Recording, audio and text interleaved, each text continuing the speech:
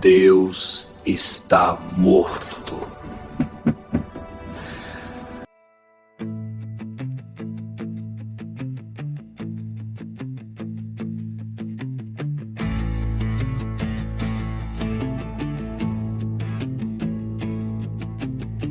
O louco grita na praça vazia, segura a lanterna, cego ao meio-dia. Diz que matamos o Deus que restava, e agora o nada é tudo que nos guiava.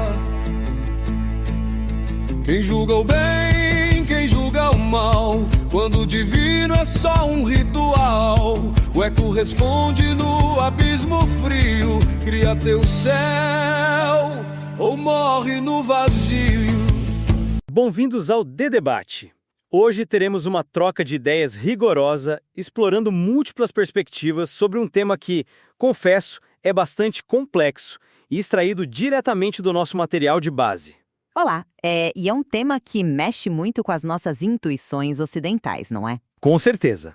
Bom, para quem nos acompanha, o formato de hoje é o seguinte. Imagine que estamos no ano de 1959, no Sri Lanka. Um homem caminha tranquilamente em direção ao primeiro-ministro do país e, bum, atira queima-roupa. Um assassinato político brutal, em plena luz do dia. Exato. Mas o detalhe que estilhaça qualquer expectativa visual ou cultural é quem puxou o gatilho. Não era um rebelde armado convencional. Era um monge budista. Completamente ordenado, vestindo as tradicionais túnicas cor de açafrão? Pois é, e isso nos leva à questão central da nossa análise hoje. A pergunta que vai guiar o nosso debate é muito clara. Seria o budismo, que no Ocidente nós romantizamos quase instintivamente como o pináculo da paz, da compaixão e da meditação, uma religião inerentemente violenta? Uma pergunta espinhosa. Muito. E eu já deixo clara a minha posição. Para mim, a resposta é não.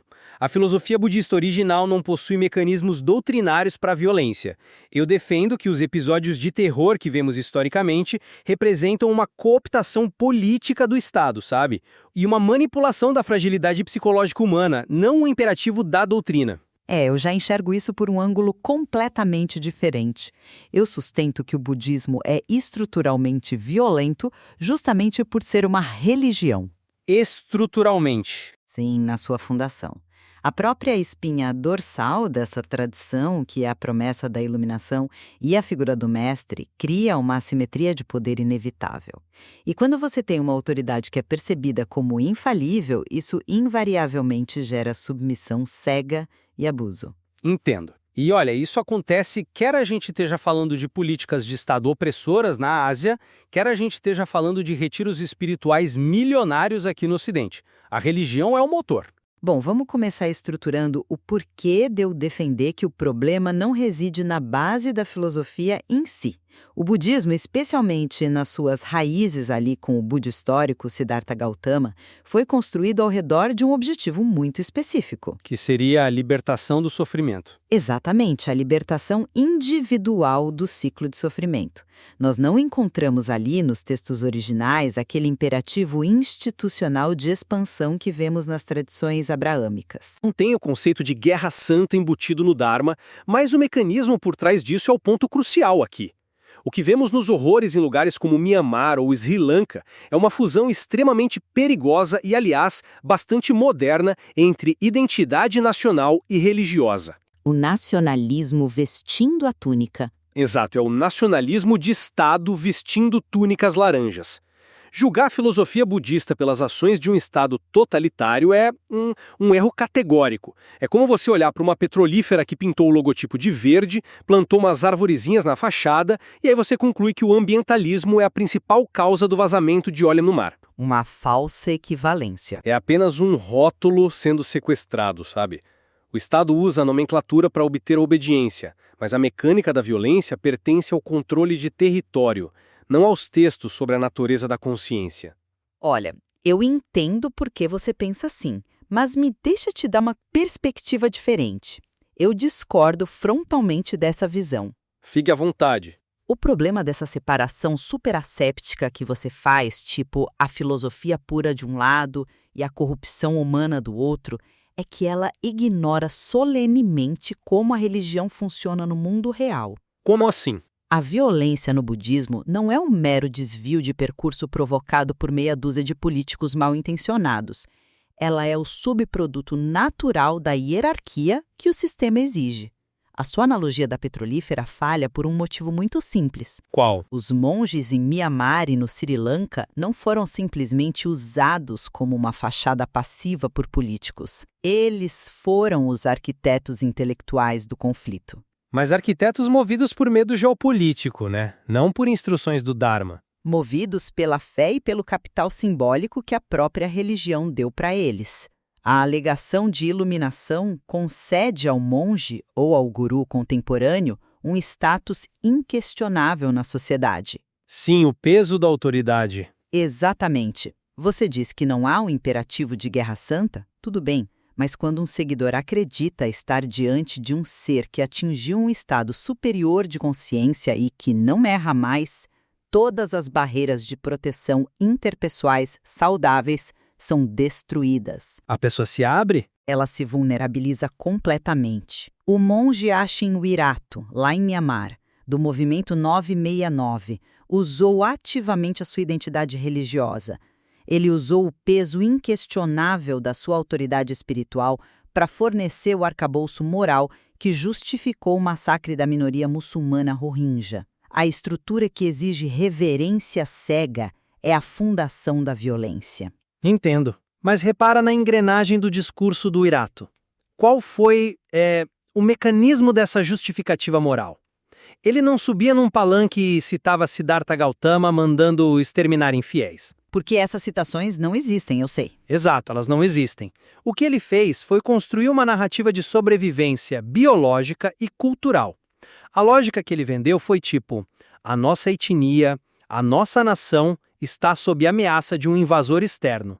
O nacionalismo é o verdadeiro motor de combustão ali. Mas ele usou a plataforma religiosa para espalhar isso. Sim, mas o conteúdo era tribalismo puro.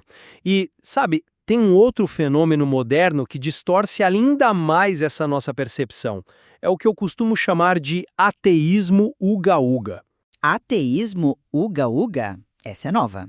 Pois é aquele ativismo bem raso de internet, sabe? Grupos de ativistas seculares que, levados por um ódio cego a qualquer tipo de religião, pegam fotos de monges tibetanos enforcados em praça pública e compartilham nas redes sociais dizendo: vejam só a prova da barbárie budista. Ah, ignorando o contexto político. Ignorando completamente que aqueles monges não eram os agressores. Eles eram as vítimas de um massacre brutal perpetrado pelo Estado chinês, que, aliás, é oficialmente ateu. Isso reforça meu ponto de que a violência que estamos observando é a mecânica crua do totalitarismo. Eu sinto muito, mas eu não compro essa tese de jeito nenhum. Deixa eu te explicar o porquê. É muito conveniente focar na China para falar do Estado como grande vilão supremo. Mas se formos falar de dogmas da própria religião sendo torcidos ativamente pela instituição, olhemos para o Japão imperial na Segunda Guerra Mundial. O budismo zen militarizado. O chamado budismo do caminho imperial. Exatamente. Ali, os sacerdotes budistas não foram vítimas nem foram meros peões do imperador. Eles usaram conceitos profundamente teológicos para criar a máquina de guerra. Você está falando da criação dos pilotos kamikazes, certo? Sim, isso mesmo. A doutrina central do budismo, o anatta, o não-eu, o desapego da individualidade, os mestres zen budistas treinaram pilotos kamikazes, ensinando que anular o próprio ego significava se fundir em sacrifício sagrado pelo imperador. Eles inverteram completamente a bússola. Eles perverteram a própria ideia de compaixão budista. Eles criaram um lema bizarro que dizia: matar um para que muitos vivam, justificando o extermínio de inimigos como um ato de misericórdia para o império. A religião forneceu a arquitetura psicológica exata para o horror. É um exemplo histórico muito denso, concordo. E tem mais. Você fala muito do papel do Estado militarizando a fé, né? Mas vamos tirar a geopolítica da jogada, então. Se a violência é sempre culpa de um governo autoritário controlando o território, como você explica os abusos terríveis, psicológicos e sexuais que ocorrem longe de qualquer crise militar? Se diz nos retiros espirituais aqui no Ocidente. Isso, dentro dos centros luxuosos de meditação, onde não tem exército, não tem Estado forçando nada. Esse é um ponto excelente. Tirar o peso do Estado e olhar para a esfera individual levanta as questões mais profundas sobre o comportamento humano nesse nosso debate. Pois é. Nós temos documentados escândalos massivos que deram origem ao movimento #MeTooGuru. Estamos falando de figuras que eram tratadas literalmente como deuses na Terra. O Shogyan Trungpa, o Sogyal Rinpoche. Sim, e claro, o famoso ashram de Osho, que depois foi para os Estados Unidos. O Osho acumulou 93 Rolls Royces através do trabalho extenuante dos seus devotos. Caramba, 93? 93. Mas o que realmente revela a violência psicológica inerente ao sistema era a placa que ficava pendurada na entrada do retiro dele.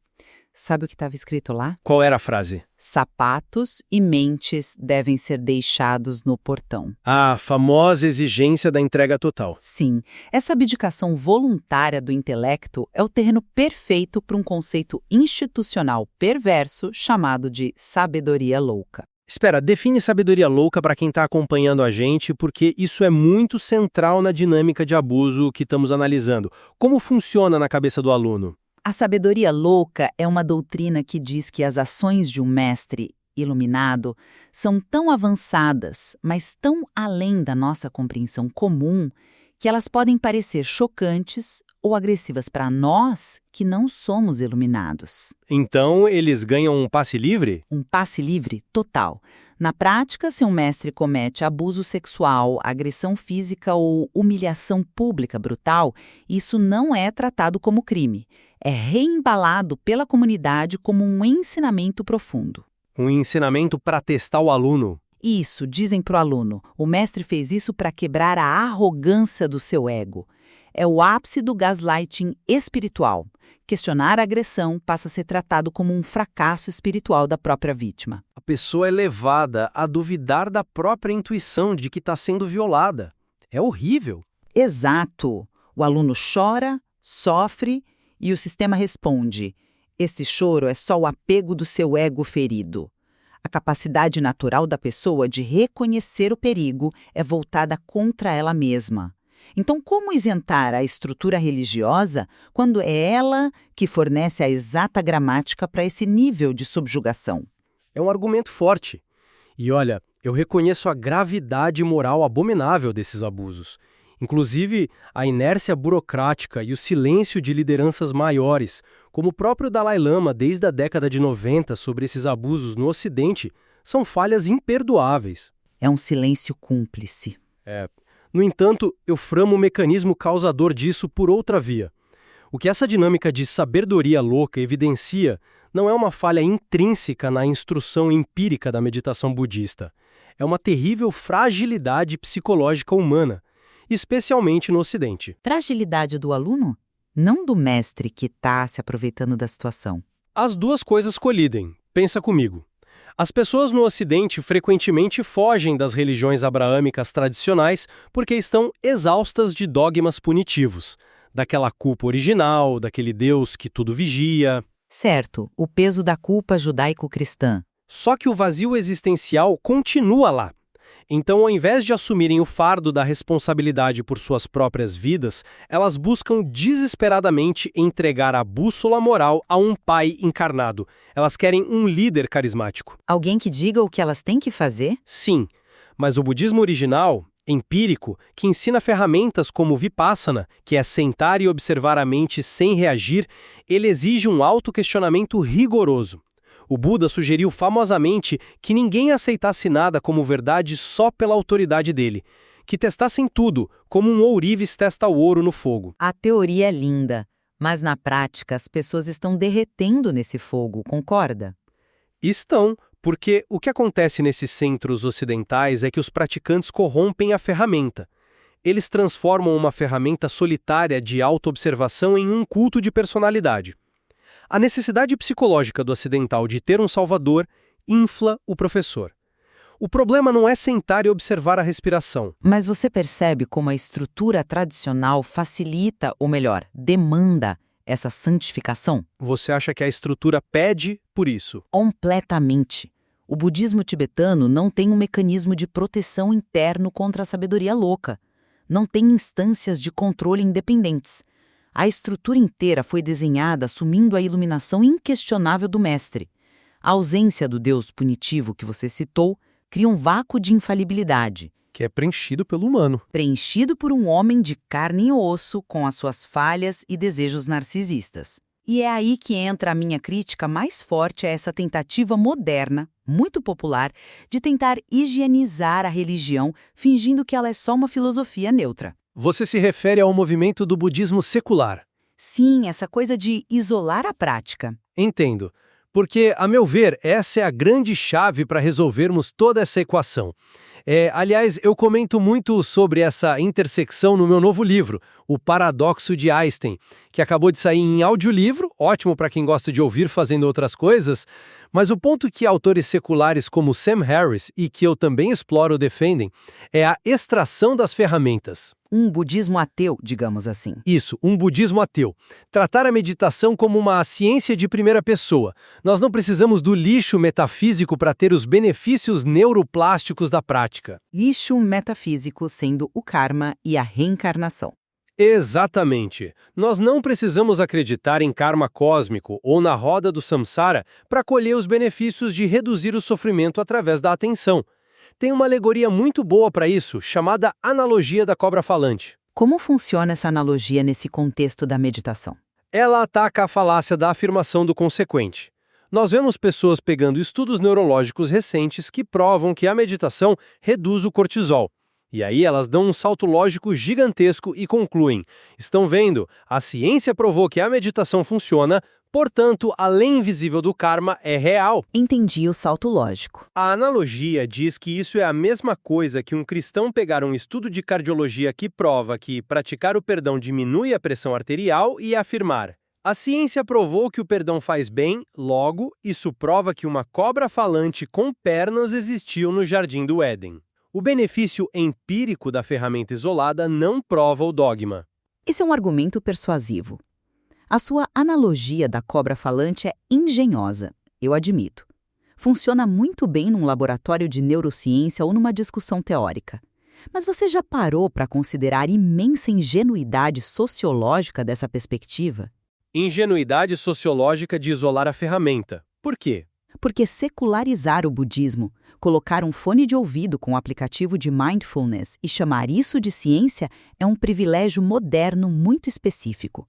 Você não pode simplesmente limpar uma religião nascida há milênios e ignorar como ela opera sistemicamente na vida de bilhões de pessoas na Ásia rural. Mas por que a extração da ferramenta nega o impacto real da religião? Porque você trata essas superstições, o karma, o acúmulo de mérito para a próxima vida, como se fossem meros acessórios descartáveis que a ciência moderna pode varrer para debaixo do tapete.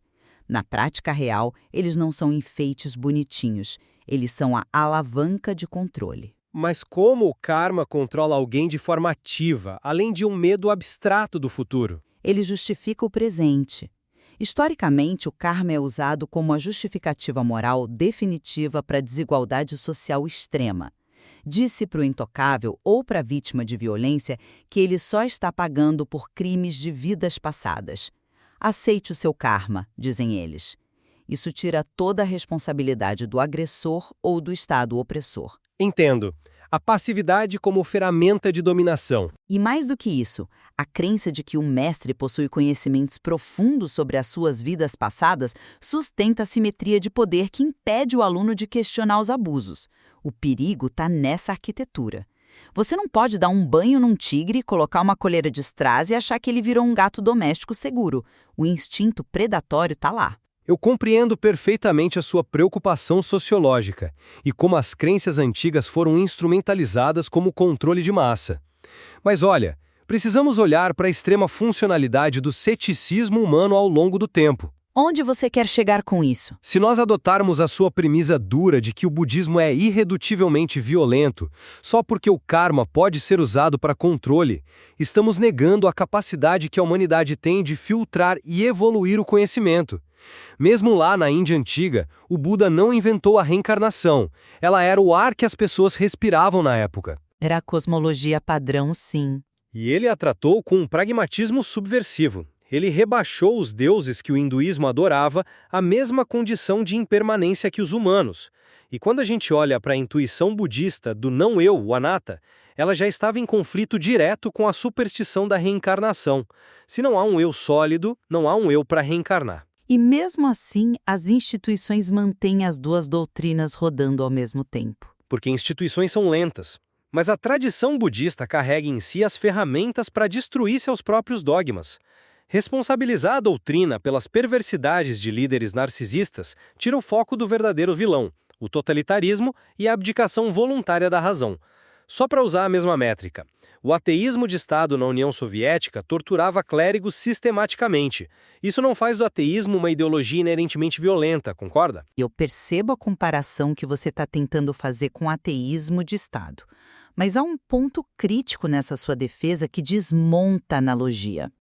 Qual seria? O ateísmo é única e exclusivamente a ausência ou rejeição da crença em divindades. Ele não prescreve regras, ele não tem um código moral, líderes ordenados ou rituais. E o principal, não tem uma ontologia de salvação espiritual.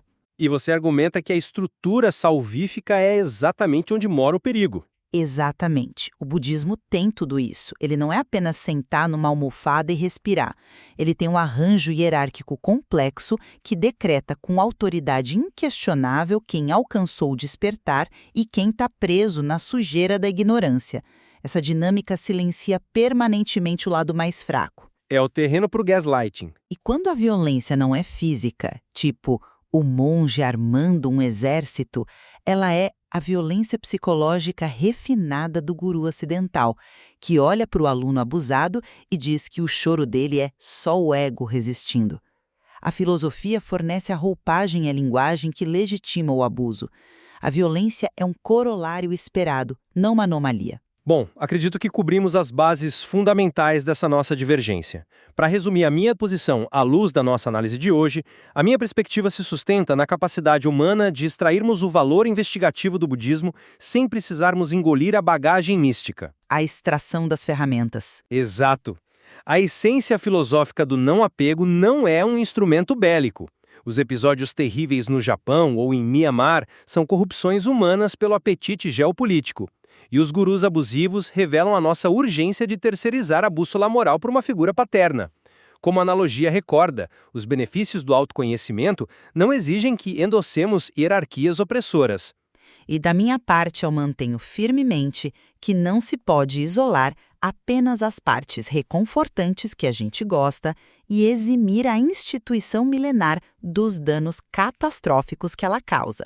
Porque a estrutura em si é o problema, na sua visão. Sim, a estrutura ancorada num mestre espiritual intocável cria inevitavelmente o incentivo para a opressão. A falta de freios institucionais contra a doutrinação da sabedoria louca mostra que o sistema é desenhado para sobrepujar a autonomia crítica do indivíduo. A violência e o abuso são manifestações sistêmicas de uma hierarquia que exige a rendição completa da mente. Olha, apesar de estarmos em pontos opostos sobre se a falha está no código de barras da religião ou no hardware humano fragilizado, me parece que chegamos a um terreno comum hoje. E qual seria? O perigo supremo, em qualquer jornada de significado, reside na abdicação do nosso próprio intelecto. Somos magistrais em construir mitologias de paz, mas igualmente rápidos em deformá-las perante a sedução do poder absoluto. Nisso eu concordo plenamente.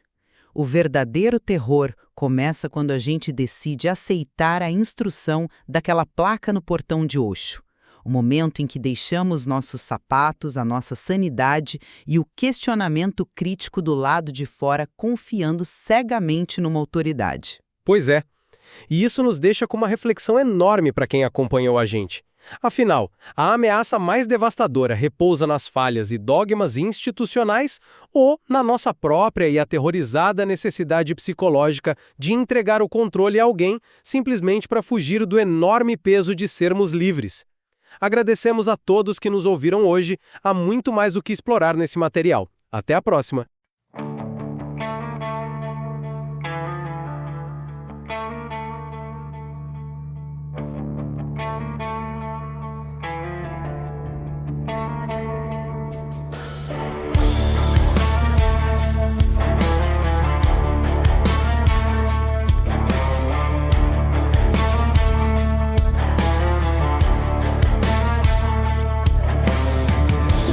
Grita na praça vazia, segura a lanterna cego ao meio-dia. Diz que matamos o Deus que restava, e agora o nada é tudo que nos guiava. Quem julga o bem, quem julga o mal, quando o divino é só um ritual, o eco responde no abismo frio. Cria teu céu ou morre no vazio.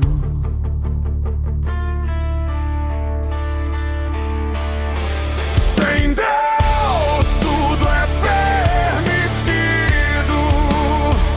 mas o abismo é tão bonito. A liberdade corta fundo quando o sentido deixa o mundo.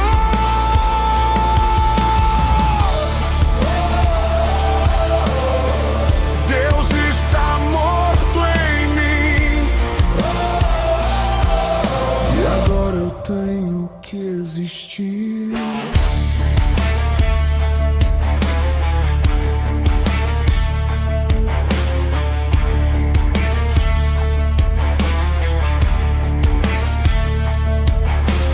Zaratustra ri do alto da dor, Ivana afoga a culpa no amor. Um quer criar, o outro fugir, dois deuses lutando pra não ruir. Entre a fé e a criação arde o fogo da razão. Se tudo é permitido, então sou Deus ou só negação?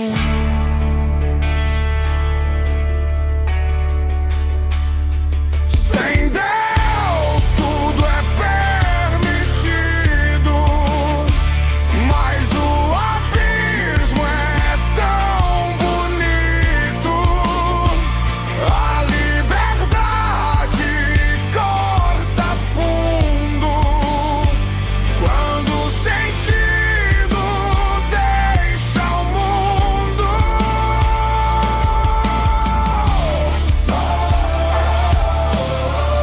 Deus está morto em mim,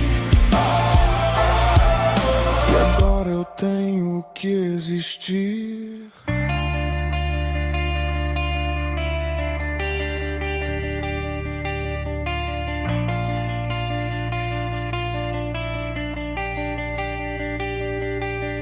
O homem matou o eterno, consciência e solidão. Mas quem dá sentido ao inferno, se o inferno é o coração? Não há mandamento, só espelhos, nem céu, nem véu, só os teus olhos cheios. Deus está morto, mas o sonho é vivo. Tudo é permitido, inclusive o divino.